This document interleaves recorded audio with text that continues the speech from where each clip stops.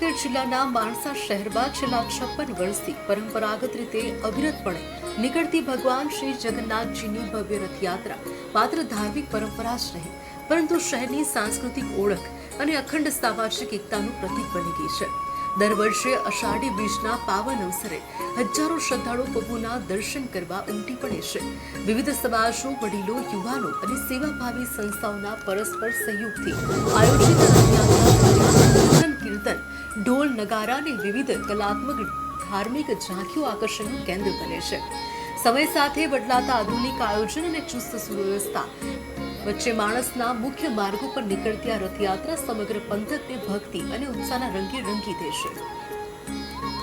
જગન્નાથ મહારાજની એવી સરસ મજાની રથયાત્રા નું આયોજન પાછલા 56 વર્ષથી થઈ રહ્યું છે. તો એ જગન્નાથ યાત્રા વિશે આપણે એમના ટ્રસ્ટી એવા પંકજભાઈ શાહ જોડે વાર્તાલાપ કરીએ. પંકજભાઈ, આપણે 56 વર્ષથી જે રથયાત્રા નીકળી રહી છે એના વિશે આપને શું કહેવું છે? આજે અમારા દાદાએ આ રથયાત્રાનું આયોજન ચાલુ કર્યું હતું. પછી અમારા ફાધરે અને અમે છોકરાઓ પણ એ પ્રણાલીને કન્ટિન્યુ કરવાની કોશિશ કરીએ છીએ. દર વર્ષે જગન્નાથજી રથયાત્રાનો મહિમા વધતો જાય છે. વધારે ને વધારે ભાવિકો આમાં જોડાતા જાય છે અને વધારે ને વધારે લોકો આમાં સાથ અને સહકાર આપતા જાય છે. તો દર વર્ષે બધાને સારી રીતે રથયાત્રાનું આયોજનનો લાભ મળે છે અને દર વર્ષે અહીંયા આવી રીતે રાધાકૃષ્ણ મંદિરમાં જમણવારનું પણ આયોજન કરાવે છે.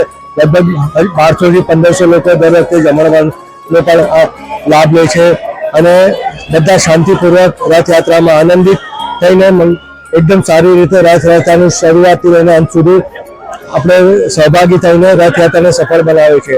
તો હું ભગવાન જગન્નાથજીને વિનંતી કરીશ કે બધાને, ગામના દરેક લોકોને ખૂબ ખૂબ આશીર્વાદ આપે અને ખૂબ ખૂબ બધાની પ્રગતિ કરે અને બધાની તબિયત સારી રાખે અને બધાને ખૂબ ખૂબ સફળતાઓ આપે.